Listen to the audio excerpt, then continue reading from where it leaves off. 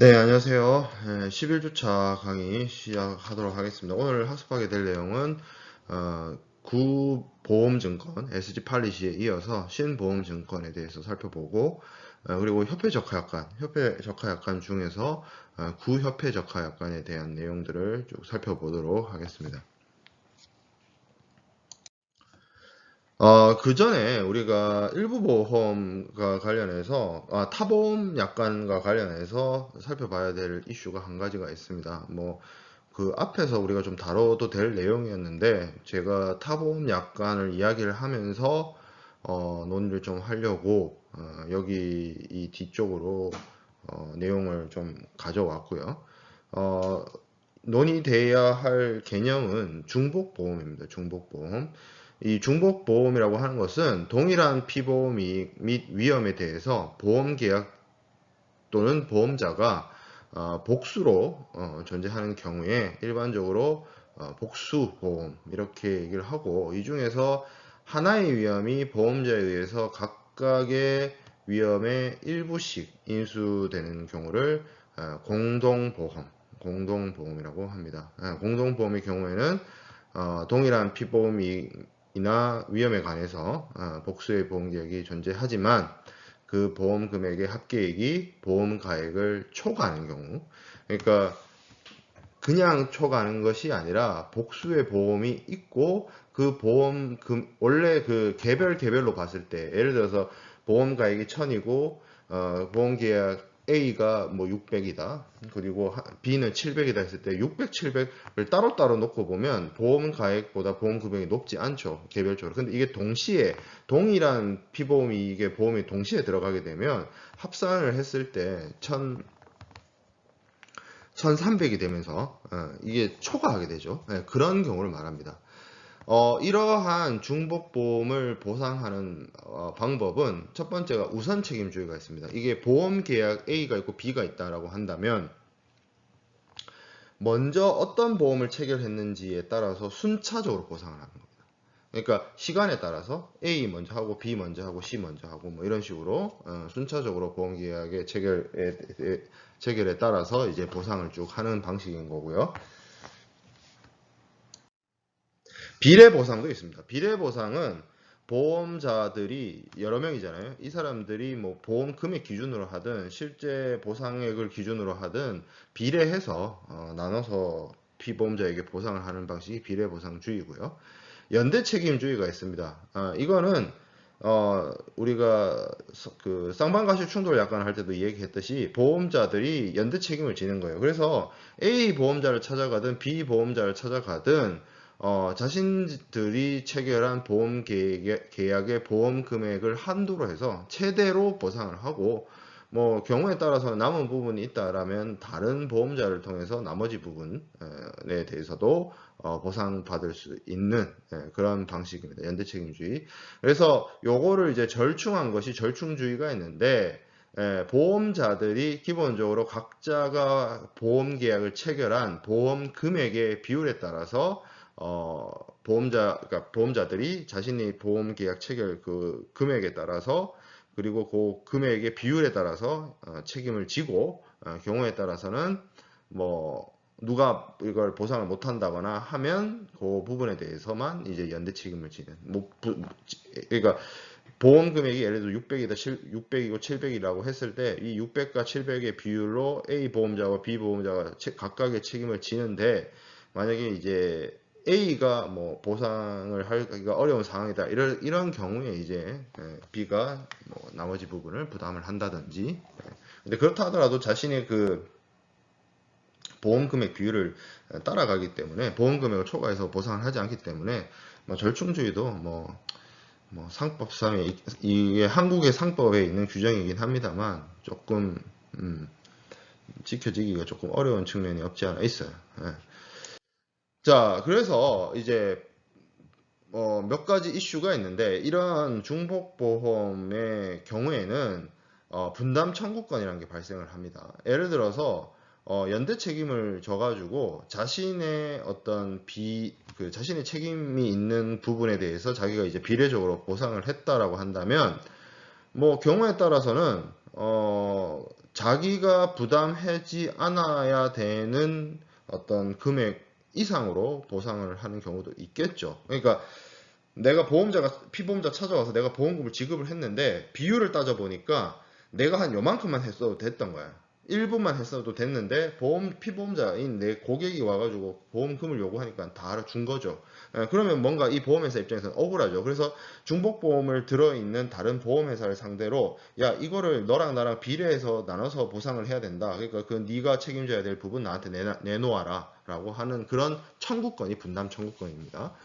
자, 그리고 타보험 약관. 우리가 지난 시간에도 얘기를 했다시피 SG 팔리시에 있었죠. 그래서 보험이 이런 중복보험 내지 공동보험 뭐 이런 경우에 의해서 보상에 문제가 있을 때 이 보험증권, 그러니까 이 타보험 약관이 기재되어 있는 보험증권이 아닌 다른 보험에서 먼저 보상을 받으라는 논리가 타보험 약관의 이야기입니다. 그러면 생각을 해봐야 될 게 이게 SG 팔리시에 뭐 이렇게 딱 들어가 있으면 난해약관으로든 어쨌든 모든 보험 증권이 다 기재되어 있을 거 아니에요. 그러니까 A 보험사에서 발행한 보험 증권에도 이 내용이 들어가 있고 B 보험회사에서 발행한 그 보험 약관에도 이 내용이 들어가 있다는 거예요. 그렇게 될 수도 있잖아요. 그럼 서로 떠넘기기 하잖아. A는 B한테 가라 그러고 B는 A한테 가라 그러고. 그래서 실무적으로는 그러니까 SG 팔리시에 이게 있긴 있습니다만 결과론적으로 이걸로는 해결이 안 돼요. 그래서 실무적으로는 여러분들이 앞에서 쭉 봐서 알겠지만 가장 깔끔한 게 각각의 그 비율에 따라서 보상하는 게 제일 깔끔해요. 어차피 이 중복보험을 예를 들어서 보험 가액이 1000인데 금액을 A는 700, B는 뭐 600이라고 했다고 치자고요. 이거 다 보상해주면 안 되죠. 왜? 다 보상해주면 1000이 아니라 1300이 되잖아요. 그럼 뭐의 원칙에 위배돼요? 실손 보상의 원칙에 위배돼 버리잖아요.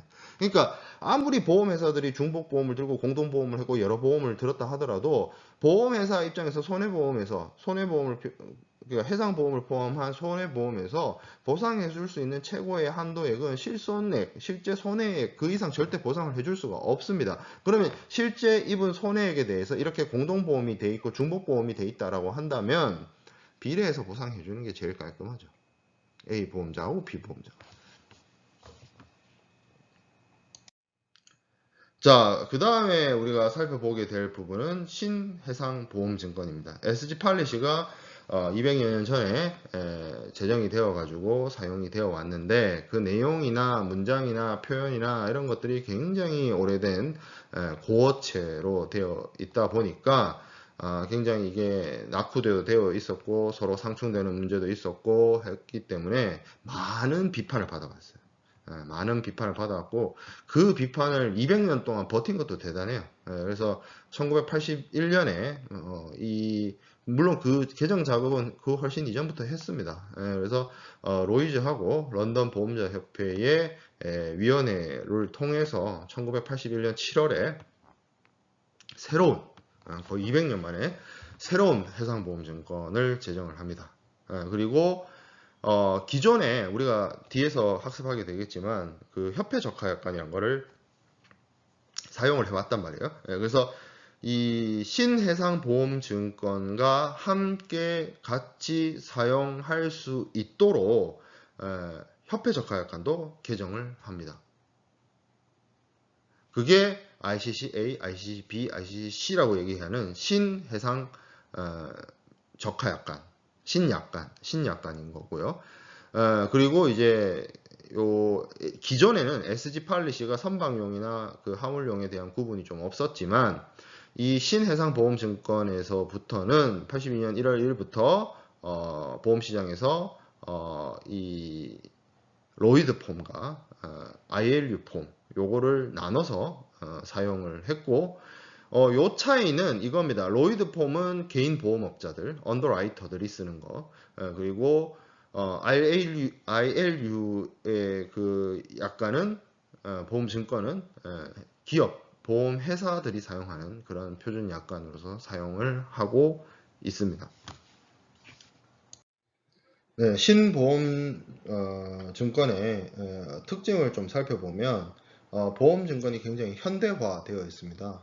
굉장히 그러니까 기존에 이게 1700년대 만들어진 그 SG8C의 경우에는 그 시대에 사용되었던 영어로 되어 있기 때문에 좀 표현이나 이런 것들이 고대 영어라고 해야 될까요? 중세 영어, 네, 중세 영어로 되어 있는 경우들이 많아서 지금 현재 2000년대에 사용되어지고 있는 영어의 표현과 많이 다른 점, 문법이나 이런 것들이 다르기 때문에 그런 것들이 이제 사라지고 삭제되고 그리고 시대의 변화에 따라서 불필요하게 된 내용들이 있습니다. 예를 들어서 선장명을 기재한다든지 예전에는 그 1700년대까지만 하더라도 범선이 사용되었기 때문에 이 범선을 운행하는 선장님의 어떤 능력이 굉장히 중요한 척도가 되었습니다만 지금 현재로서는 그렇지 않죠. 자동 운항 장치가 다 있고 GPS가 있고 정확한 해도들이 다 나와 있기 때문에 그런 선장명 기재 조항과 관련된 내용들이 다 삭제가 됐고요. 뭐 불필요한 내용들, 특히 이게 협회 적하 약관이 나오기 때문에 이런 측면이 있었어요. 그러니까 어떤 측면이 있냐면 SG 팔리시가 사용이 되어지다가 20세기 초반에 이것들이 굉장히 뭐 난잡해지면서 뭐 이틀릭 서치 약관이라든지 난해 약관이라든지 이런 아주 복잡해지면서 런던 보험자 협회가 주도가 돼서 협회 적하 약관을 만들었거든요. 그러다 보니 이 SG 팔리시와 협회 적하 약관 간의 내용이 상호 충돌이 되는, 상호 모순이 되는 그런 상황들이 발생을 했다는 거죠. 그래서 그런 것들을 조정하기 위한 몇 가지 변화들이 일어나게 됩니다. 그리고 보험 증권 자체가 굉장히 단순화되면서 특히 약관 중심으로 변화하게 되었습니다. 기존에 SG 팔리시가 있고 협회 적하 약관이 있던 시절에는 이 SG 팔리시를 보완하고 요약하고 명확하게 하기 위해서 협회 적하 약관이 존재했었던 것인데 이거 자체가 굉장히 두 개를 다 봐야 되는 것이고 그리고 또 서로 모순되는 내용도 있고 이렇게 되어 있었기 때문에 새로운 증권의 새로운 협회 적하 약관을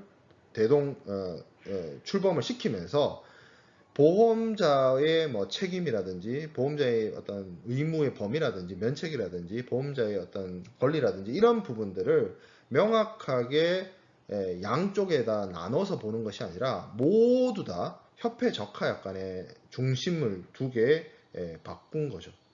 그래서 예전에는 보험 증권이 있고 그 보험 증권을 부수하고 보조하는 협회 적하 약관이 있어서 이걸 양쪽을 다 살펴봐야 했던 어려움에서 이제 와서는 신증권은 그 말 그대로 증권, 어떤 증거의 역할, 보험계약의 증거로서의 역할에만 한정을 시키고 실질적인 내용이나 컨텐츠들은 협회 적하 약관에 모두 두는 그런 방식으로 약관 중심으로 그 무게 중심을 변경하게 되었습니다. 그러다 보니까 보험 증권 그 자체는 어떤 보험자의 의무나 보험자의 면책을 규정하고 있는 역할을 수행하는 것이 아니라 계약, 즉 다시 말해서 보험 계약이 체결되었고 이 보험 계약에 따라서 보험자가 어떤 역할을 수행하는지에 대한 입증 서류, 증거로서만 역할을 하게 되었습니다. 그래서 어떤 계약 입증과 효력, 증거 이런 것들과 관련되어져 있는 조항들만 보험증권에 남겨두게 되었어요. 그래서 그것들이 뭐 여기 나와 있는 것처럼 뭐 약인 조항이라든지 선서 조항이라든지 재판권 간할 조항이라든지 타보험 약관이라든지 이런 것들만 남겨두고 실질적으로 보험자의 담보 위험, 면책 위험, 보험자의 어떤 담보 기간, 뭐 모든 보험자의 해상보험 계약과 관련된 세부적인 내용들에 대해서는 협회 적하약관을 참조하는 협회 적하약관이 기준이 되는 그런 방식으로 바뀌게 되었습니다.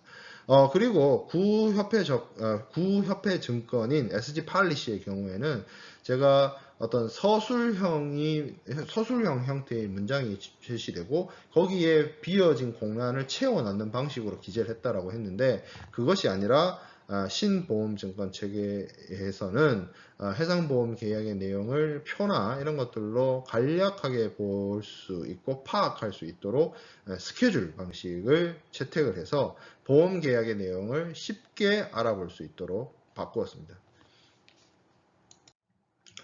자, 그러면 이 스케줄에는 어떤 것들이 들어가느냐? 명세표라고 하기도 하죠. 그래서 요 스케줄은 쉽게 말해서 표예요.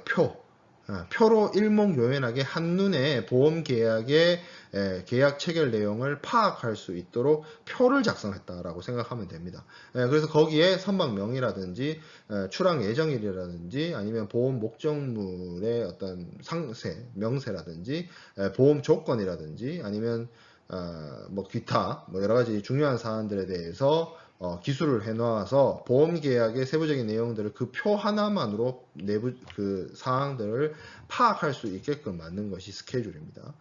그리고 본문 약관이 신보험증권 체제 하에서도 있긴 있어요.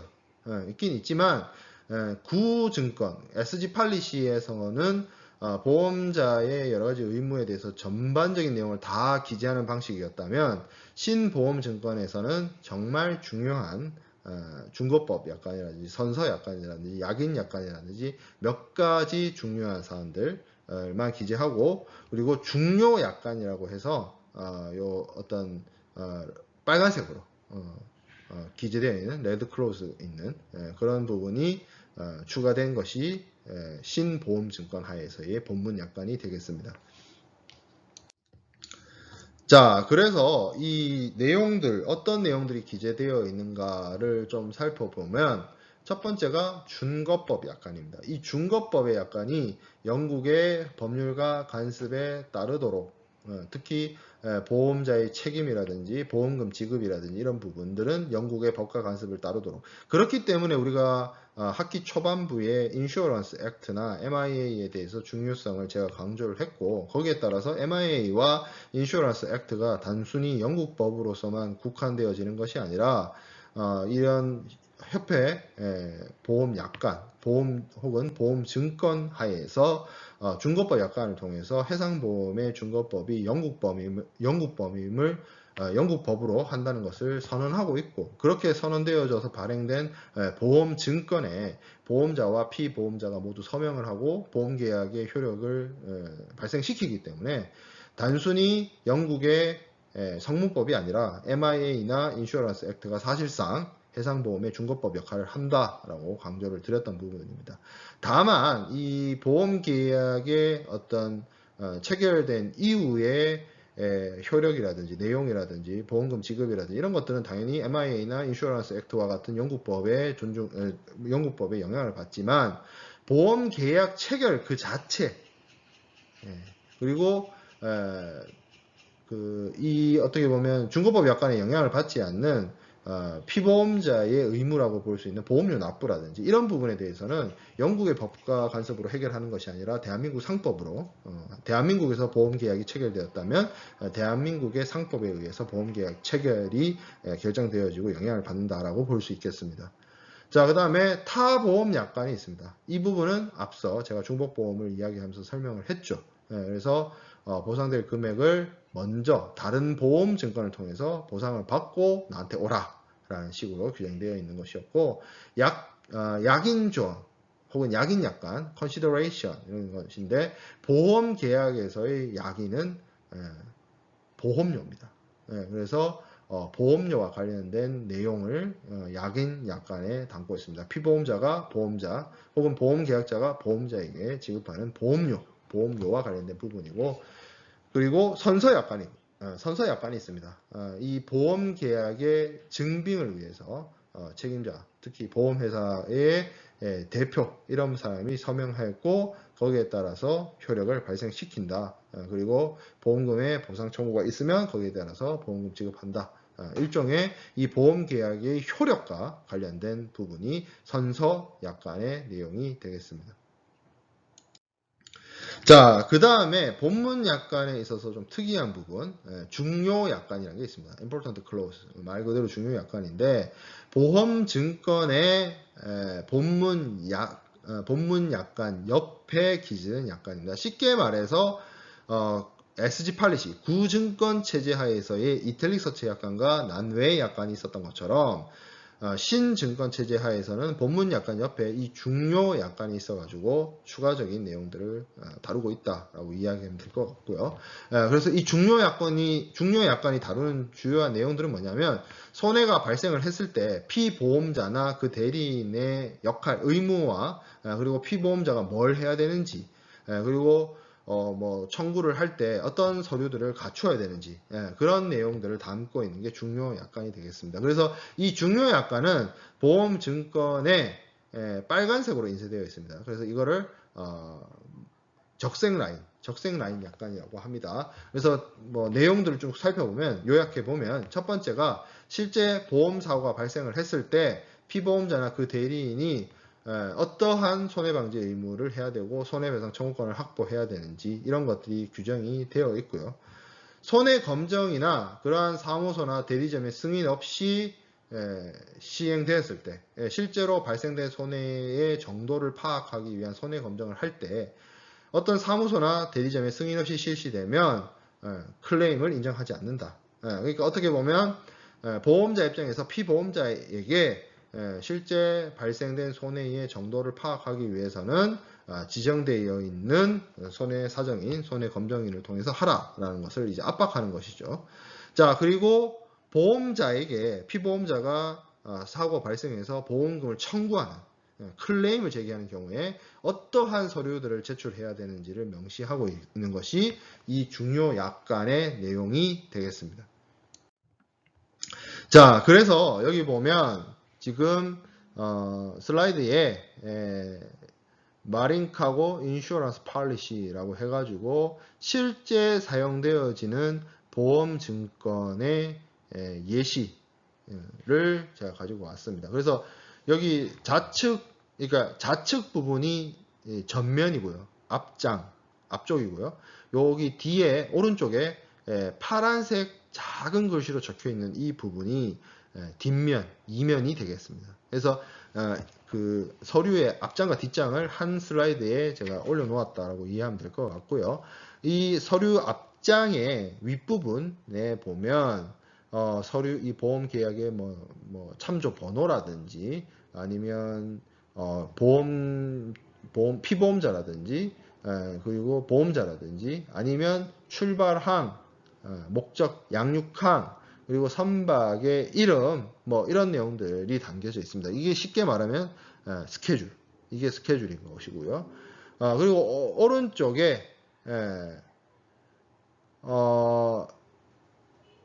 여기 보면 be it known that 해가지고 쭉 내용들이 기재되어 있는 경우가 있습니다.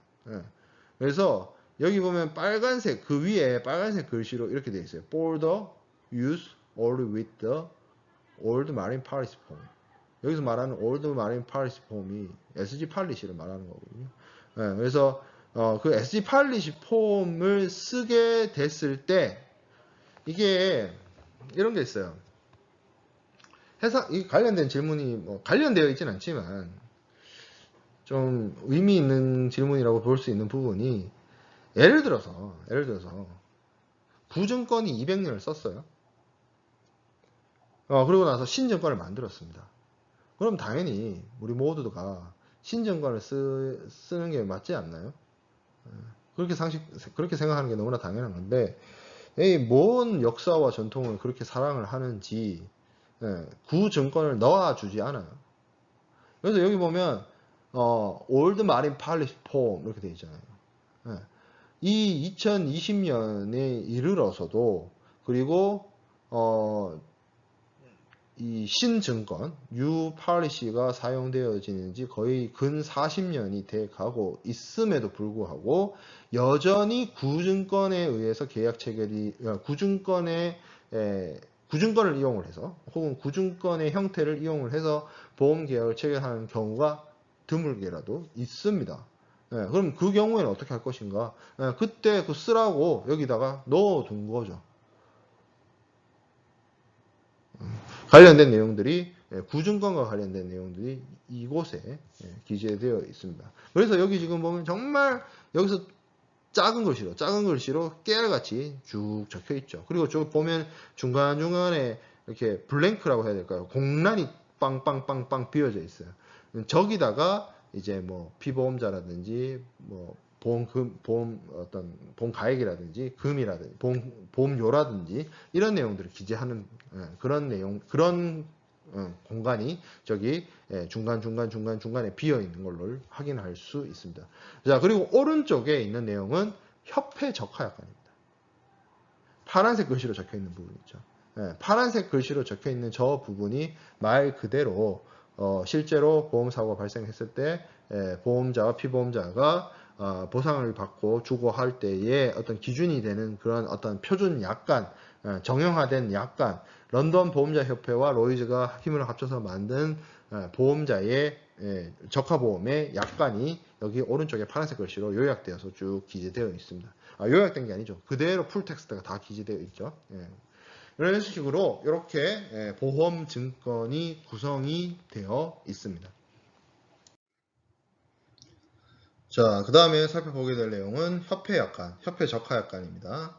1912년에 런던 보험자 협회가 기존의 SG 팔리시를 이용을 해서 사용되고 있는 어떤 보험과 관련된 증권들이 굉장히 해석이라든지 뭐 복잡하고 일원화되어 있지 않고 혼란을 가중하고 있었기 때문에 이런 것들을 하나의 표준화된 양식으로서 보험 계약 체결 그리고 보험 해상 보험 실무를 이행하고자 하는 측면에서 제정한 것이 그 효시가 되겠습니다. 그래서 이 협회 적하 약관, 특히 화물 보험과 관련된 이 협회 적하 약관이 가장 대표적인 것이고, 선박보험에 관련된 협회 기간 약관, 그건 이제 ITC라고 하거든요. Institute Time Clause라고 하는 협회 기간 약관도 있고, 화물을 보험에 드는 화물과 관련된 협회 적하 약관, 이거는 이제 ICC Institute Cargo Clause라고 해서 오늘날에도 가장 널리 표준화되어서 사용되어지고 있는 해상보험의 표준 약관이 되겠습니다. 이게 이제 1912년에 처음 나왔고 1963년까지 몇 차례 개정이 이루어져 왔었습니다.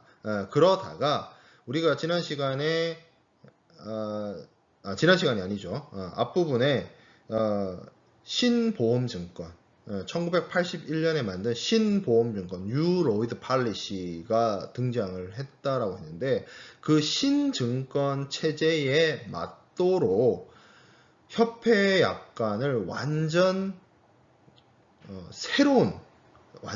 새롭게 만들어낸 것이 신약관입니다. 1982년 신약관.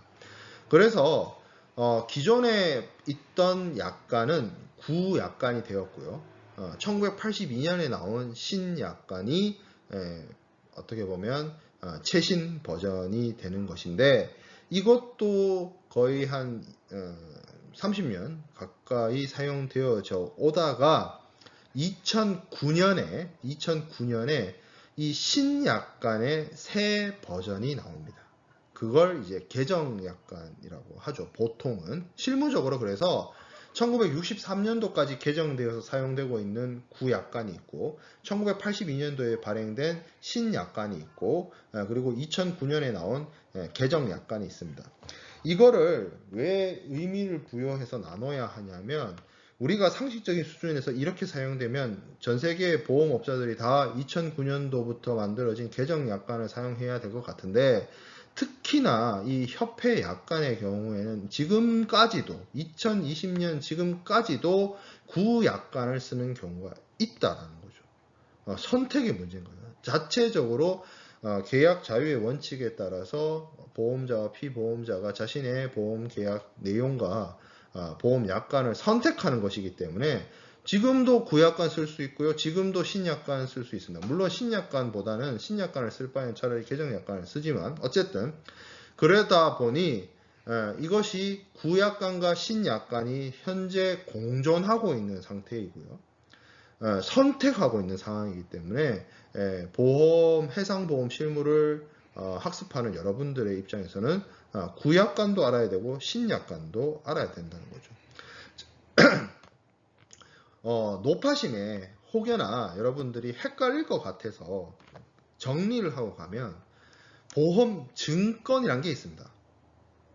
SG 팔리시, 인슈어런스 팔리시, 보험 증권이 있어요. 그 증권은 증거력으로서 보험 계약을 입증하는 서류입니다. 이거는 두 가지가 있어요.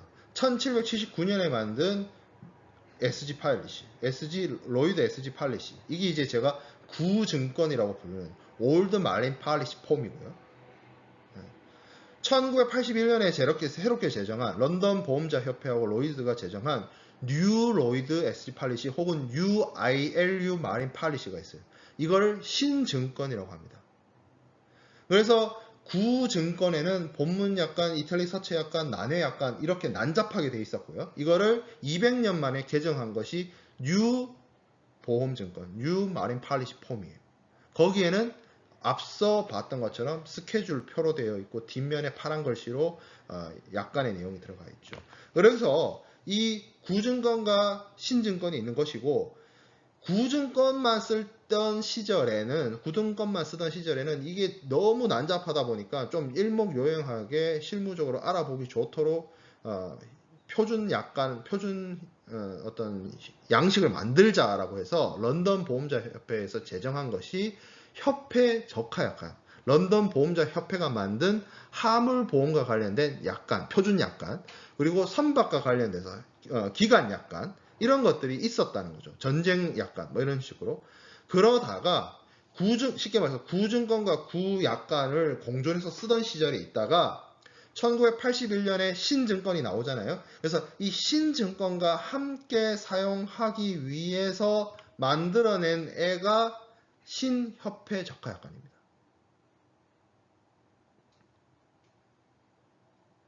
그래서 구증권과 구약관, 신증권과 신약관이 있어요. 그리고 이 신약관을 2009년에 개정을 합니다.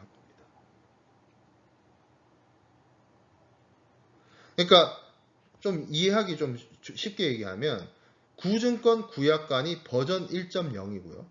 신증권 신약관이 버전 2.0이에요. 그리고 2009년도 개정된 게 버전 2.1입니다. 2.0하고 2.1은 큰 차이가 없죠. 근데 1.0과 2.0은 엄청난 차이잖아요. 여기까지는 이해가 됐을 거예요. 근데 문제가 있는 게 이제 정말 골 때리는 상황이 하나 있어요. 뭐가 있냐면 신증권인데 약관을 구약관을 쓰는 거예요.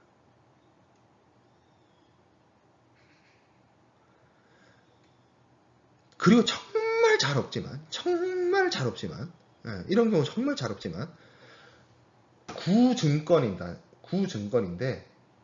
구약관을 안 쓰고 구증권인데 신약관을 쓰는 그런 경우 저도 사실 본 적 없어요. 그런 경우는 잘 안 하는 것 같아요. 그렇게는. 근데 그런 경우는 비일비재합니다. 어떤 경우? 신증권인데 뉴 마린 팔리시 폼인데 신약관을 쓰는 게 아니라 구약관을 쓰는 거죠. 그러다 보니까 여기서 혼동이 되면 안 됩니다. 이게 지금 SG 팔리시라고 말하는 게 이게 구증권이구나. 뉴 마린 팔리시라고 폼이라고 하는 것이 이게 신증권이구나. 그리고 협회 약관에는 1963년도까지 1912년에 만들어서 여러 차례 개정돼서 63년도에 마지막으로 개정한 구약관이 있구나. 그리고 82년에 제정한 신약관이 있구나. 그리고 신약관을 2009년에 와서 한번 개정을 했구나. 이렇게 정리를 차례 해야 헷갈리지가 않습니다. 나중에 가서. 자, 그래서 먼저 살펴보게 될 내용은 구협회 적하약관입니다. 여러 가지 우리가 앞에서 사용했던 이야기했던 로이드 SG 팔리시가 갖고 있는 여러 가지 문제점들이 있었죠. 뭐 상충된다든지 모순된다든지 뭐 말이 어렵다든지 말이 옛날 말이라든지 그런 것들에 대해서 그리고 이제 이런 것들을 해결하고 문제점을 개선하기 위해서 런던 보험자 협회를 중심으로 약관 통일화 작업, 표준 약관 제정의 노력이 시작이 되었고요. 그래서 여러 단체들이 참여하는 소위원을 통해서 ICC, 특히 최초로 나온 ICC는 FPA입니다. FPA가 이제 1912년에 나오게 되어서 사용이 되어지고 있습니다. 이 구협회 적화 약관의 ICC의 경우에는 세 가지의 약관으로 구성이 되어 있습니다. FPA가 있고 WA가 있고 AR이 있습니다. FPA는 Free from Particular Average. Particular Average가 단독훼손이죠. 단독훼손에 대해서 Free from이에요. 그러니까 부담하지 않는다, 자유롭다는 뜻인데 누가 자유로우냐? 보험자가 자유롭다는 얘기입니다. 그래서 보험자가 이 particular average에 대해서 부담하지 않는 약관이 FPA이고요. with average가 있습니다. 두 번째. free가 아니라 with 하죠. 같이 간다는 겁니다. 부담을 한다는 거예요. 보험자가 책임져 준다는 의미입니다. average, 분손을 말해요. 그래서 분손을 담보해주는 약관이라는 뜻입니다. with average가. 그리고 AR은 all risk죠. 전위험 담보 약관입니다. 이렇게 세 가지로 구성이 되어 있습니다. 구협회 적화 약관은 어떤 조건을 선택을 하든지 총 14개 조항과 하나의 주의 규정으로 구성이 되어 있고요. 14개 중에서 제5조만 다릅니다. 제5조는 FPA를 선택하느냐, WA를 선택하느냐, AR을 선택하느냐에 따라서 5조의 내용이 달라집니다. 5조를 제외한 나머지 1조부터 4조, 6조부터 14조는 FPA를 선택하든 WA를 선택하든 AR을 선택하든 내용이 같아요. 그러면 내가 어떤 보험 조건을 선택하느냐에 따라서 구협회 적가 약관의 제5조의 내용이 달라지게 된다라는 겁니다. 자, 그래서 내용들을 간략하게 어떤 내용들로 구성이 되어 있는지를 좀 살펴보도록 하겠습니다. 제1조는 운송약관입니다. 운송약관은 다르게 얘기하면 보험자의 담보 기간을 의미하는 것일 수도 있어요. 그래서 보험 기간을 어떻게 규정하느냐에 따라서 좀 달라지는데 구협회 적가약관은 기본적으로 창고간 약관입니다. 창고간 약관. 그러니까 수출자의 창고에서 수입자의 창고까지. 쉽게 말해서 항구에서 항구까지가 아니라 도어에서 도어까지. 도어 투 도어를 보험자의 책임으로서 담보하고 있다는 것을 규정하고 있습니다. 이게 무슨 문제점이 있냐면 구증권, 로이드 SG 팔리시에서의 보험자의 책임 구간은 항구에서 항구까지로 되어 있습니다. 그러다 보니까 쉽게 말해서 보험증권은 항구에서 항구까지가, 출발항에서 양육항까지가 보험자의 책임이라고 되어 있는 반면에 구협회 적하약관에서는 보험자의 책임 범위가 항구에서 항구까지가 아니라 매도인의 창고에서, 문전에서 매수인의 창고, 그러니까 또 문전까지로 어떻게 보면 창고에서 출발항까지, 그리고 양육항에서 최종 목적지까지의 구간이 이 구협회 적하약관을 통해서 더 확장되어 있다는 겁니다. 또 다르게 얘기해보면 본문 약관을 포함한 로이드 SG 팔리시의 내용과 협회 적하약관의 내용이 서로 모순되고 상충된다는 얘기이기도 합니다. 그러면 실제로 보험 계약을 체결했을 때 보험자가 부담하고 보험자가 담보하는 보험기간은 뭐냐? 보험증권의 내용과 협회 적하약관 중에 뒤에 생겨난 게 뭐죠? 협회 적하약관이죠. 이거는 우리가 앞에서 보험증권의 해석규칙에 수기문헌 우선의 원칙이 있었습니다. 사전에 인쇄되어 있는 것보다 별첨되고 추가된 내용을 더 우선하고, 별첨되고 추가된 내용보다 더 우선하는 것이 손으로 쓴 거라고 했죠. 보험자와 피보험자의 의지가 직접적으로 반영되어 있는 수기가 더 우선한다고 되어 있습니다. 쉽게 말해서 본문 약관에 기재되어 있는 내용보다 협회 적하 약관에 기재된 내용이 나중에 별첨되어서 쉽게 말하면 뒷면에 이렇게 추가적으로 기재된 내용이라고 볼 수가 있는 거예요. 그렇기 때문에 본문 약관의 내용과 이 협회 적하 약관의 내용이 서로 상충되고 모순될 때 협회 적하 약관이 더 우선되어진다.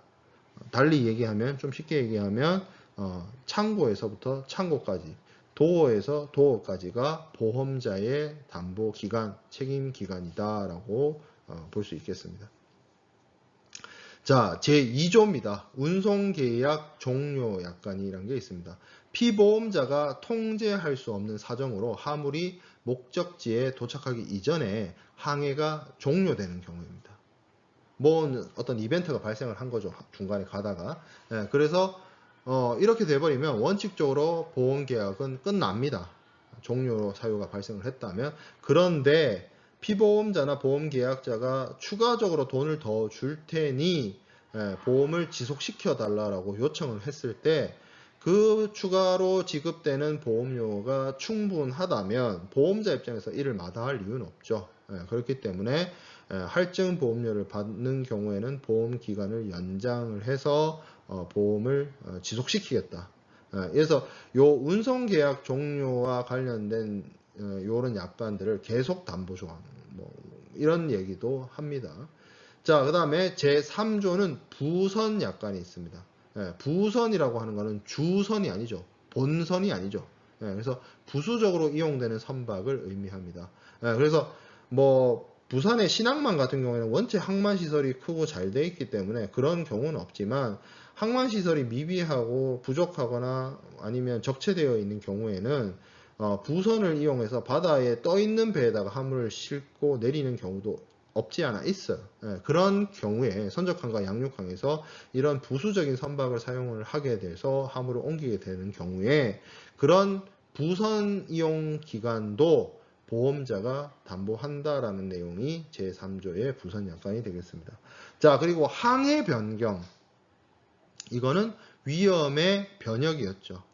그래서 항로가 바뀌는 항로를 이탈하는 그런 수준이 아니고 출발항과 양육항 이런 것들이 바뀌는 항해 변경의 경우에는 원래는 이게 보험이 끝나야 될 문제긴 한데 이 경우에도 피보험자나 보험계약자가 보험료를 더 내겠다 하면 보험자 입장에서 마다할 이유가 없죠. 오케이, 그러면 보험 계속 지속된다 라고 하는 내용들이 항해 변경 약관의 내용입니다.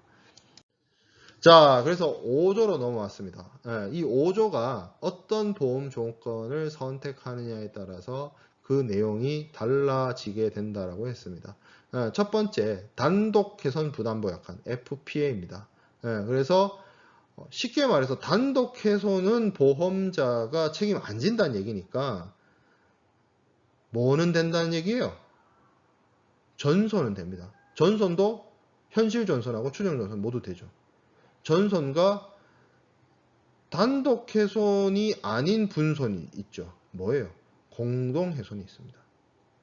그래서 현실 전손, 추정 전손, 공동 훼손은 부담을 하는데 단독 훼손, 분손 중에 단독 훼손은 보험자가 부담하지 않는다라고 하는 것이 FPA입니다. 근데 예외가 있어요. 다만 해가지고 예외가 있습니다.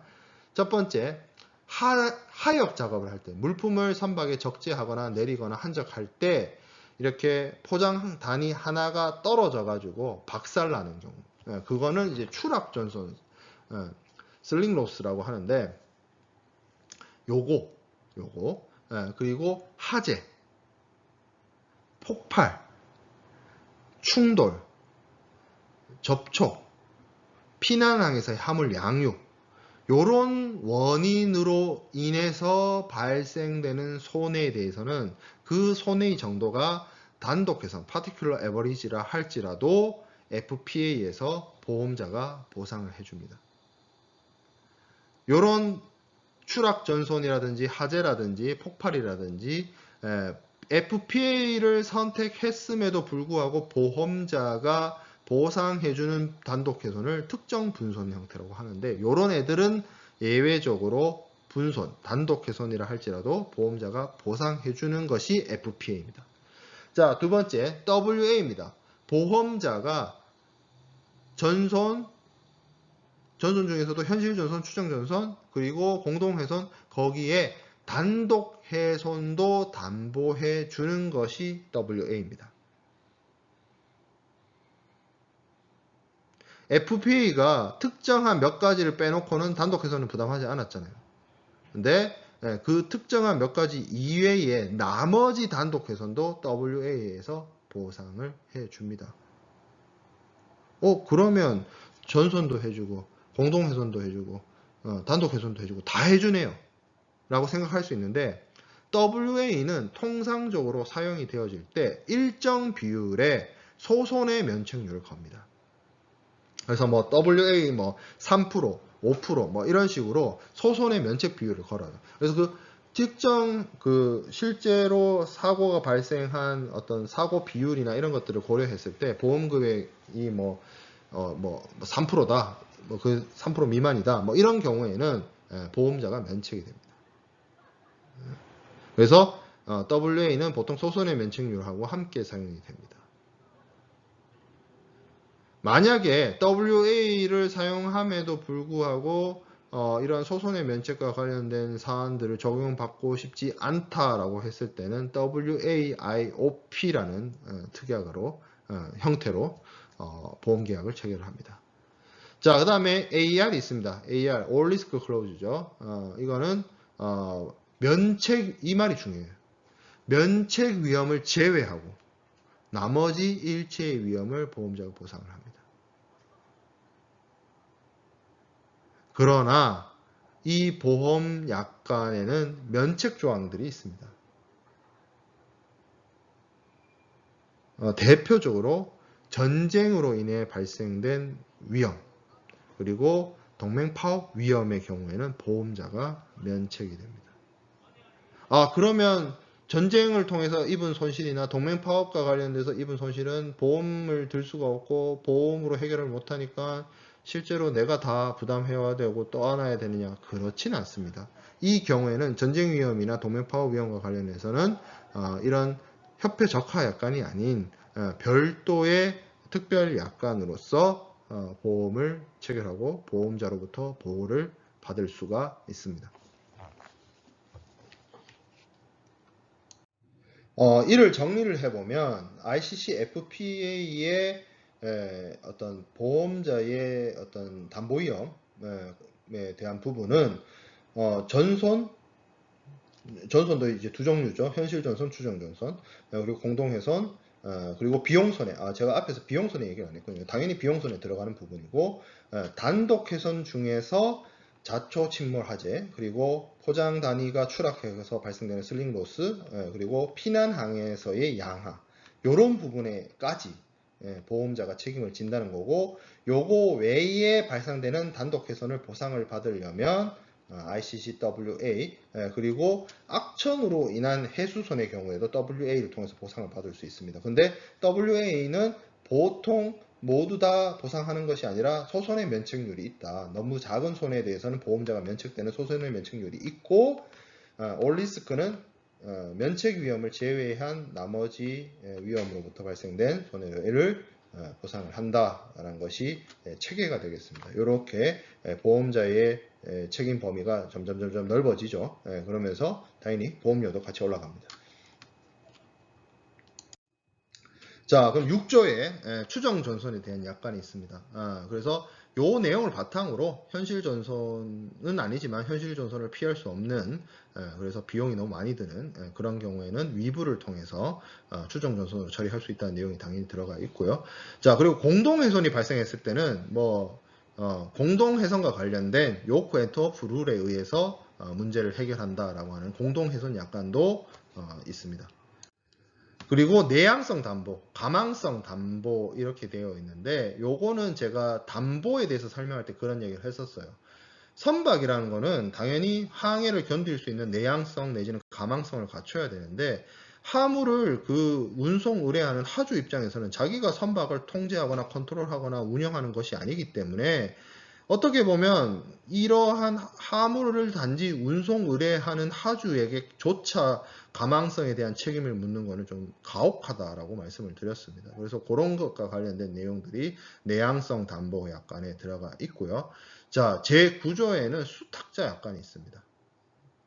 그래서 이거는 부탁을 받는 사람이라는 뜻이에요. 수탁자. 그래서 이 수탁자들에게 피보험자가 어떤 가지는 책무라든지 손해방지 경감의 의무라든지 이런 것들도 이런 운송인이라든지 수탁자라든지 뭐 이런 사람들도 이런 의무를 이행을 해야 된다는 내용들이 규정되어 있는 것이 수탁자 약관이고, 보험이익 불공여 약관, 운송인에게 보험계약이 체결되어 있다는 이유로 이익을 주어서는 안 된다는 약관인데, 이게 어떤 약관이냐면 이런 경우가 있을 수 있어요. 하주가 있는데 이 하주가 보험계약을 체결을 하잖아요. 근데 운송인하고 이 하주하고 운송계약을 체결하는데 운송인이 이렇게 얘기하는 거예요. 너는 보험계약을 체결했으니까 어떤 사건이든지 나면 다 보험을 통해서 해결해. 나한테 얘기하지 말고. 이렇게 돼버리면 운송인의 잘못을 저지른다 하더라도 보험 계약이 체결되어 있으니까 보험으로 해결하세요라고 그러니까 그러니까 보험이란 거는 보험회사, 보험자와 하주, 피보험자 사이에서의 계약인데, 이러한 보험 계약 체결로 인해서 계약의 당사자도 아닌 보험 계약하고 아무런 상관도 없는 운송인이 이득을 보면 안 된다는 거죠. 운송계약은 운송계약, 보험계약은 보험계약, 별도에 놓여져 있다라는 겁니다.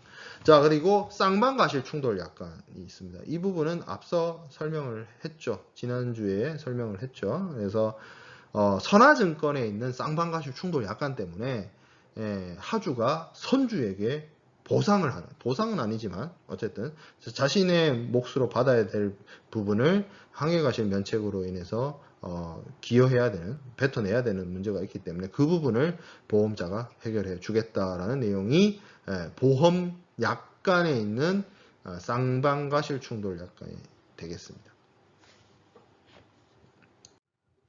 자, 그 다음에 제12조 포획납포 부담보 약관입니다. 이거는 면책 약관입니다. 면책 약관.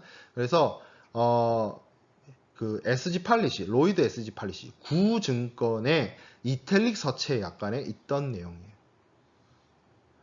그래서 포획이나 납포 이런 것들에 대해서, 특히 더 나아가서 전쟁 위험과 관련해서 군사행위라든지 군사력이라든지 그런 것들을 동원한 선박의 포획, 납포 이런 것으로 인해서 발생된 손해에 대해서 보험자가 피보험자에게 보상하지 않는, 책임지지 않는다라는 내용을 규정해 놓은 것이 포획, 납포, 부담보 약관이 되겠습니다.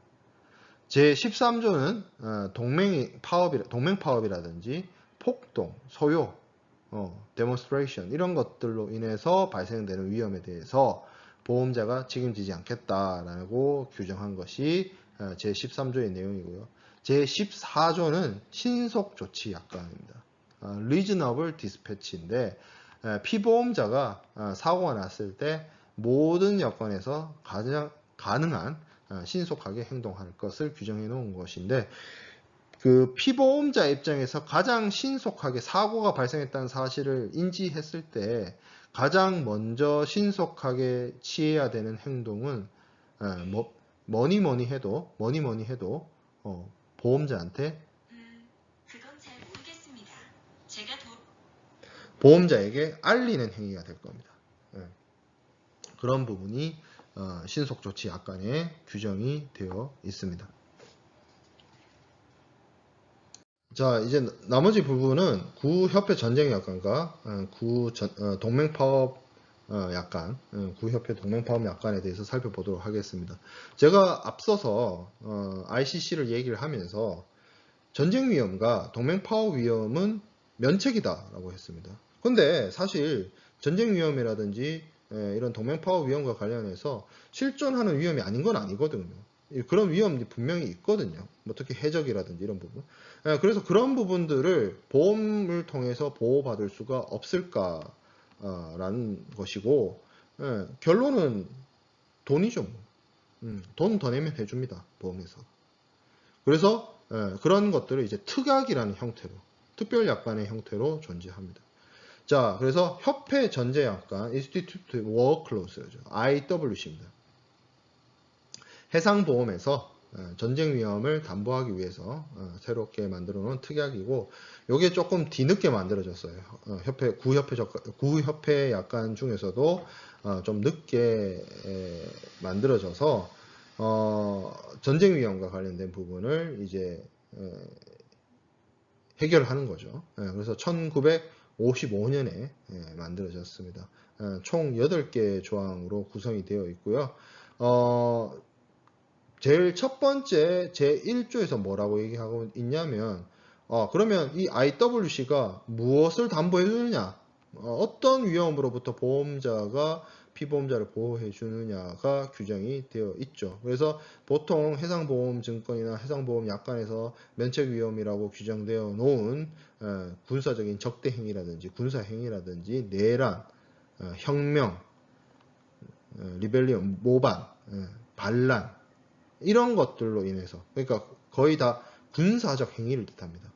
군사적인 행위, 이런 걸로 인해서 발생되는 뭐 국내 내전, 이런 것들, 그리고 무기 있죠. 무기, 해상 무기들이 있습니다. 기뢰라든지 어뢰라든지 폭탄, 기타 전쟁 무기, 이런 것들로 인해서 발생되는 하물의 멸실 손상, 이런 것들에 대해서 보험자가 보상을 하겠다라고 하는 내용들이 제1조의 전쟁 위험의 범위를 전쟁 위험의 범위를 규정하고 있는 제1조에서 규정하고 있죠.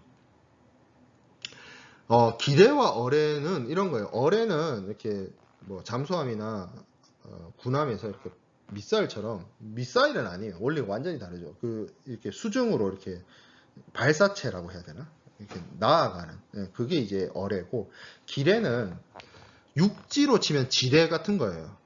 그러니까 바다에 이렇게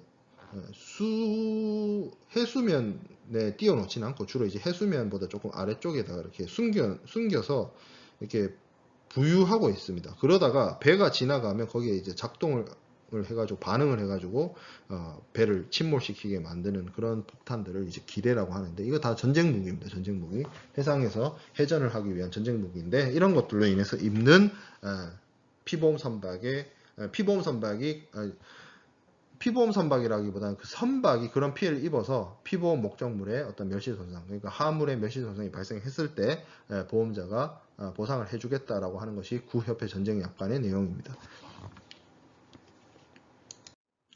자, 그리고 포획, 이런 어떤 전쟁 행위, 군사 행위에 대해서 좀 명확하게 용어 정리를 여기서 하고 넘어가도록 하겠습니다. 첫 번째가 포획 있는데, 이거는 적국에 의해서 적성국에 의해서 선박이나 하물의 소유권이나 재산권을 탈취당하는 거죠.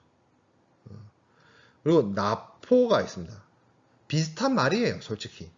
구분 없이 쓰기도 합니다. 근데 이제 포획보다는 조금 더 넓은 개념으로 강제적인 탈취, 이런 것들을 납포라고 하고요. 강류, 억지, 억류가 있습니다. 사실 사전적인 의미로서는 다 똑같은 말입니다. 그래서 요거를 쉽게 말해서 어떤 재산의 가치가 있는 물건을 일시적으로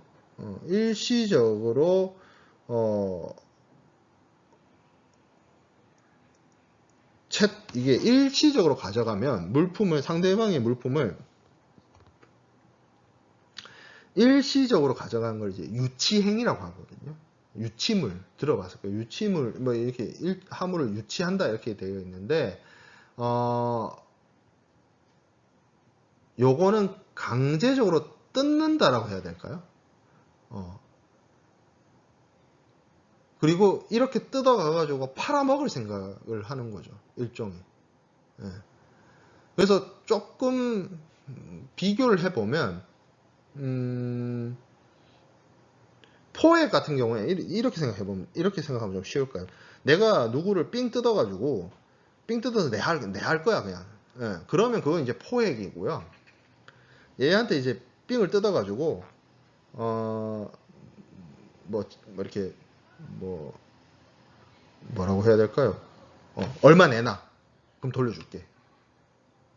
뭐 이런 거, 이런 거에 이제 강요라고 볼 수 있는 거죠. 네. 자, 그리고 적대행위, 군사행위 뭐 이렇게 나와 있는데 이거는 군사행위라는 거는 어떤 선전포고를 했는지 뭐 그런 거는 불문하고요. 국제법상으로 이제 전쟁으로 간주되는 어떤 군사적 행동 그런 것들을 모두 포함을 하고 있습니다. 미사일이라든지 포탄이라든지 어뢰나 기뢰 같은 것들. 그 다음에 볼 거는 내란, 혁명, 모반, 반란 이런 걸로 인해서 국내적으로 이제 정치적으로 혹은 군사적으로 대립이 생겨나는 것들이죠. 이건 사실 전쟁이라기보다는 조금 내전에 가깝죠. 내전, 11월에 가깝죠. 그렇지만 어떤 무력이라든지 군사적 행위가 뒤따르는 것이기 때문에 이것도 뭐 어떻게 보면 이런 어떤 행위로 인해서 화물이 멸실 손상이 될 수 있는 가능성이 충분히 있기 때문에 이것도 이제 전쟁 약관을 통해서 해결을 하고요. 해적 행위가 있습니다. 이제 뭐 전쟁이라든지 내전이라든지 이런 것들은 사실 조금 먼 이야기죠. 여러분들한테는. 근데 이제 해적은 여러분들도 알고 있어요. 최근은 아니네요. 한 7, 8년 됐죠. 3호 주얼리로 소말리아 해적. 실존하잖아, 이거 아직도. 네, 그래서 어떤 금전을 이걸 이제 돈을 벌기 위해서 해안이나 연안에서 이제 선박을 공격을 해가지고 습격해가지고 재산을 탈취하거나 아니면 인질을 잡아가지고 몸값을 요구하는 그런 해적 행위 그런 것들도 이제 전쟁 위험과 관련된 협회 전쟁 약관을 통해서 해결을 할 수가 있고요. 그리고 앞서 얘기했던 것처럼 기뢰와 어뢰 그 사전적인 정의가 제가 설명을 했지만 사전적인 정의가 강의 자료에 나와 있습니다. 참고하면 될 것 같아요. 자, 근데 이러한 전쟁 위험 약관의 경우에도 면책이 있습니다. 다 해주는 거 아니에요. 다음과 같은 경우에는 전쟁 약관이라 할지라도 해주지 않습니다. 보험자가 면책됩니다. 첫 번째, 국왕이나 군주, 국권 찬탈자 또는 찬탈을 기도하는 자에 의한 강요. 강요는 강요인데 국가가 하는 강요예요. 이거는 전쟁 위험 약관을 들더라도 면책입니다. 자, 그리고 두 번째, 원자력 또는 핵 분열, 핵융합 이와 유사한 반응에 의한 것이 그러한 무기. 좀 쉽게 말하면 핵무기 맞았다 이거예요. 핵무기에 의해서 위험이 발생해가지고 멸실이 났다 이거예요. 핵폭탄은 인류 역사에서 딱 두 번 쓰였죠. 히로시마와 나가사키. 그 이후에 한 번도 쓰인 적이 없죠. 왜 그 이후에 한 번도 쓰인 적이 없을까요? 너무나 비인간적이고 너무나 대량 살상이 일어났기 때문에. 히로시마, 나가사키에 떨어진 그 한 발, 두 발이죠. 한 발의 폭탄에 의해서 폭탄 한 번에 10만 명이 넘는 사람이 죽었어요. 10명 아니고 100명도 아니고 10만 명이에요. 10만 명. 근데 사실 세계 2차 대전을 통해서 죽은 사람이 거의 5천만 명, 6천만 명 그러거든요. 이게 카운팅이 제대로 안 돼요. 사실 러시아와 독일이 싸운 동부 전선의 경우에는 전사 사상자가 민간인을 포함해서 제대로 카운팅이 안 되기 때문에 말 그대로 6천만 명이 다 죽은 걸 수도 있고 뭐 5천만 명 정도만 죽은 거예요. 그 정확한 카운팅이 안 됩니다. 그 유럽의 동부 전선 같은 경우에는 대충 그러니까 대한민국 인구 내지는 그보다 더 많은 숫자가 세계 2차 대전을 통해서 군인이든 민간인을 포함해서 죽었어요. 그런데 그런 전쟁을 겪었지만 그 전쟁을 끝낸 사건이 이제 히로시마와 나가사키에 떨어진 핵폭탄이었는데 이거는 폭탄 하나로 10만 명이 한 번에 죽었단 말이에요. 이런 대량 살상 무기는 이런 무서움이 있기 때문에 상호 확증 효과가 있죠. 사실 잘 안 쓰이죠. 근데 만약에 이게 실제로 사용이 된다. 다시 사용이 된다. 인류 역사의 제 3번째 핵폭탄 사용이 이루어진다라고 한다면 그때는 도시 하나가 날아가는 정도가 아니라 국가 내지는 대륙이 날아갈 수 있습니다. 왜냐하면 히로시마와 나가사키에 떨어진 핵폭탄의 몇백 배에 이르는 어떤 위력을 가진 무기가 있기 때문이죠.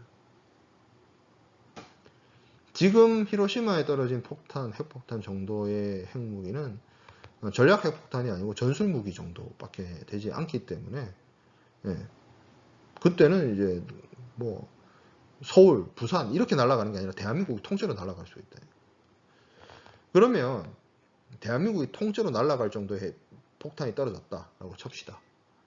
보험회사도 안 남아있겠죠. 그래서 이 경우에는 보험자도 변책이다. 나라가 없어졌을 텐데 그죠? 보험 제도가 남아 있겠어요? 자, 그다음에 면책 비율 부적용 약관이라는 게 있습니다. 보험에서 소손해 면책률을 적용하지 않고자 할 때 사용하는 겁니다. 그거를 IOP, irrespective of percentage, 그러니까 percentage를 지우는 그런 건데, 요게 여기서도 쓰이지만 앞서 제가 WA 약관, 그러니까 구협회 적하 약관 얘기할 때 두 번째 조건이 WA 있었죠. with average, 분선 담보 조각. 거기도 면책 비율로 조정한다 그랬잖아요. 면책 비율이 들어간다 했잖아요. 근데 WA도 소손해 면책률을 적용받고 싶지 않으면 WA 요거 있죠. IOP를 넣었었습니다. WA, IOP. 그러면 소손해 면책률이 없는 WA가 돼요. 전쟁 위험도 똑같습니다. 전쟁 위험에서도 소손해 면책 없이 쓰고 싶으면 IOP 넣으면 됩니다. 자, 그 다음에 총례 위험을 제외한 전쟁 위험의 보험 기간 약관입니다. 보험 기간인데 두 종류로 되어 있어요. 왜 그러냐면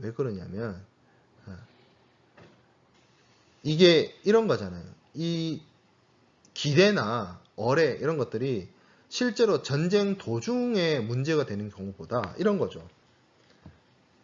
지금 휴전선에 문제가 되는 것도 지뢰를 뭐 북한도 그렇고 한국도 그렇고 더 전쟁 나지 말라고 이제 지뢰를 땅에다 깔아놓은 것까지는 괜찮은데 이제 만약에 뭐 정전이 된다거나 뭐 남북 통일이 된다고 했을 때 거기에 수만 발의 지뢰가 깔려 있단 말이에요. 그러면 그게 나중에 처리를 하기 위한 엄청난 비용과 노력이 들 겁니다. 바다 위에 띄워놓은 저 기뢰도 마찬가지예요. 전쟁은 끝났어. 전쟁은 끝났는데 무슨 문제가 있냐면 기뢰를 이렇게 바다에 뿌려놨는데 해수가 다 안 된 거야. 그래서 기뢰가 둥둥둥둥 떠다니다가 어디 가가지고 꽝 하고 부딪혀가지고 사고가 났어요. 그런 경우도 있습니다. 그러면 이거는 보험자의 책임 구간을 딱 정하기가 애매한 측면이 있죠.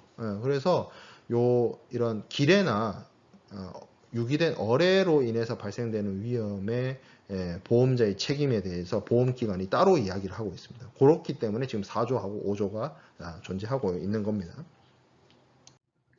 자, 그 다음에 우선 약관이 있는데 기본적으로 이 전쟁 위험 약관을 통해서 담보하고 보험자가 책임지는 것이 협회 적하 약관에서는 면책이었어요.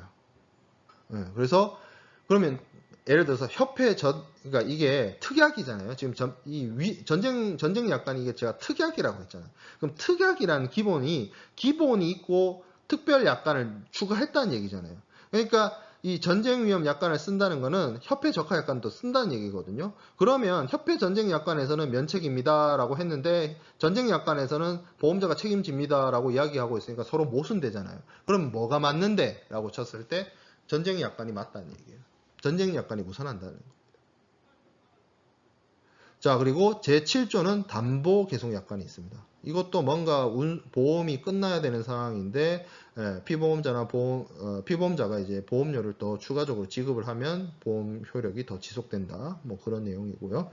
제8조는 신속조치약관. 신속하게 피보험자가 자기가 할 수 있는 수단을 총동원해서 보험자에게 사고 발생 여부라든지 이런 것들을 알리도록 하고 있는 피보험자의 의무와 관련된 조항이 신속조치약관이 되겠습니다. 자, 그 다음에 전쟁위험 약관 봤고요. 동맹파업 약관을 보도록 하겠습니다. 동맹파업이라든지 소유자의 폭동에 있어서 이런 것들이 발생했을 때 보험자가 면책이 되는데 기본적으로 이러한 위험들은 전위험 담보를 한다 할지라도 ICC-AR이나 뒤에서 얘기할 ICC-A를 사용한다 할지라도 보험자가 면책이 됩니다. 면책 위험에 들어가 있기 때문에 그래서 요것들을 보험자로부터 보상받고 보험자로부터 보호받고 싶으면 돈 더 내라 이거예요. 그래서 1963년에 만들어졌고요. 8개 조항으로 되어 있습니다. 사실 뭐 이거는 이제 이것도 마찬가지로 전쟁 약관처럼 협회 적하 약관을 들어놓고 추가하는 내용입니다. 그러면 뭘 추가해 주는데 담보위험으로서 뭘 더 추가해 주는데를 보면 제1조에 이렇게 나와 있습니다. 이 보험은 다음의 자들로 인해서 발생된 피보험 재산의 멸실 또는 손상을 담보한다. 보험자가 책임진다는 얘기죠.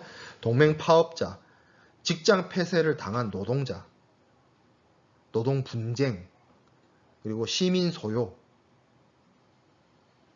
이런 것들을 그리고 악의로서 행동하는 사보타지 하는 사람 그런 사람으로 인해서 입는 손해 이거 보상해 주겠다. 사보타지는 쉽게 말하면 여러분들 그 요즘에 유행하는 게임 중에 어몽어스라는 게임 있죠. 마피아 게임 같은 거. 거기서 보면은 임포서인가? 임포저라고 그러나? 외계인. 그 사람이 막 산소 발생 장치도 끄고 뭐 기관도 정지시키고 막 그러잖아요. 그렇게 의도를 가지고 어떤 시설이나 뭐 화물이나 선박에 해를 끼치는 사람. 그런 사람으로 인해서 입는 손해에 대해서 보험 부보를 하겠다라고 하는 것이 이 약관의 취지입니다. 자, 그래서 그러한 담보 위험들을 좀 정확하게 이야기를 해보면 동맹 파업 같은 경우에는 노동자들이 단결을 해가지고 일을 안 하는 거예요. 뭐 우리 한국의 경우에도 뭐 화물연대라든지 아니면 부두 노동자들의 어떤 파업이라든지 그런 것들이 해당이 되고요. 직장 폐쇄는 뭐 이게 데모가 너무 심해져서 시위가 너무 심해져서인 경우도 있고 아니면 뭐 의도를 갖고 하는 경우도 있고 사용자 그러니까 회사가 노동자들이 일을 하지 않도록 직장을 문 닫는 경우 그런 경우가 이제 락아웃에 해당이 되는 행위고요. 노동 분쟁이 있습니다. 요거는 이 회사와 노동자들 사이에 어떤 고용관계 혹은 처우, 대우 문제와 관련해 가지고 노동자들이 데모스트레이션을 하는 그런 경우를 이제 얘기를 하는 거고 시민 소요 요거는 국가를 전복시킬 정도의 어떤 영향력이 있는 행위를 하는데 국가를 뒤집거나 새로운 국가를 만들 정도는 아닌 뭐 그런 목적을 갖고 있는 어떤 국민들이 일으키는 반란이라고 사전적으로는 정의를 해요. 이건 사전적 정의입니다. 말 그대로 시민 소유의. 근데 뭐 이거는 해석의 여지가 너무 많아서 뭐 그렇게만 알고 뭐 이야기하고 넘어가도록 하겠습니다. 자, 그다음에 이러한 동맹파업 위험과 관련된 특약에 있어서도 보험자가 다 책임져 주는 거 아니에요. 그러다 보니까 면책 위험과 관련된 내용들이 있습니다. 그런 것들이 담겨져 있고요. 그리고 제6조에 이 동맹파업 위험과 관련된 6조에 분손 조건에 대해서 부적용한다는 내용이 들어가 있습니다. 이 동맹파업 특약과 관련한 어떤 보상의 청구에 있어서는 이게 분손을 해주고 말고 이런 거 여부와 관계없이 에, 보험자가 보상을 해준다라는 것입니다. 그래서 뭐 대표적으로 WA 같은 경우에는 이 소손해 면책률이 있거든요. 그렇기 때문에 동맹 파업으로 입은 손해가 있다라고 한다면 분손담보와 관련된 WA의 뭐 소손해 면책률 이런 거 상관없이 관계없이 보험자가 보상한다 뭐 이런 내용들 WA나 FPA나 뭐 상관없이 해준다 가 이제 이 분손 조건 부적용 분손을 보험자가 부담하지 않기로 한 조건을 부적용하겠다는 그런 약관이 되겠습니다. 자, 그렇게 해서 우리가 구협회 적하 약관까지 살펴봤습니다. 다음 시간은 당연히 신협회 적하 약관을 살펴보겠죠. 신협회 적하 약관과 그 개정에 대한 내용까지 쭉 살펴보도록 할 거고요. 기본적으로 제가 이번 주에는 뭐 약간 컨디션이 좀 안 좋아서 강의 영상 촬영을 제때 하지 못해 가지고 이 강의 영상의 업로드가 조금 늦어지게 되어서 굉장히 미안합니다. 근데 이제 제가 그 공지 글에도 올렸다시피 사실 지난주부터 내용이 좀 여러분들이 느끼기에 난이도가 좀 많이 올라갔다라는 생각을 하고 있지 않나요? 근데 이제 굉장히 질문들이나 이런 게 없어서 특히 뭐 쌍방가실 충돌 약관 같은 경우에는 한 번에 이해하기가 사실 어려운 내용이거든요. 혹시 수업 동영상 강의 듣고 여러분들 혹시 그거 이해 안 되면 그 이해 안 되는 게 정상이에요. 왜냐하면 이게 지금 제가 해상보험과 관련해서 설명하고 있는데 이게 쌍방가실 충돌 약관의 메커니즘을 이해하려면 선화증권에 대해서도 알아야 되거든요. 항해가실 면책이 무슨 개념인지도 알아야 되거든요. 그래서 뭐 조금 그 국제운송이나 국제운송과 관련된 국제적인 법리를 충분히 알지 않으면 이 부분이 완전히 이해되기가 사실은 어렵습니다. 그러다 보니까 조금 여러분들한테 난해하지 않나라고 하는데 질문을 하는 친구들이 없어가지고 그런 부분 그러니까 공부를 하다가 이게 이제 비대면 수업의 어느 정도의 한계인 것 같은데 여러분들이 좀 어렵게 생각하지 말고 메일이나 이런 걸로 여러분들이 공부하다가 의문 나는 점, 어려운 점이 있으면 질문을 많이 해주길 바랍니다. 뭐 최대한 제가 뭐 즉각은 아니더라도 최대한 여러분들한테 답변을 하고 대답을 해주려고 노력을 하고 있으니까 그 부분에 대해서 질문 사항들이 있으면 꼭 질문 같은 거 하고 궁금증을 해결하길 바라겠습니다. 오늘 이번 주 강의 마치도록 하겠습니다.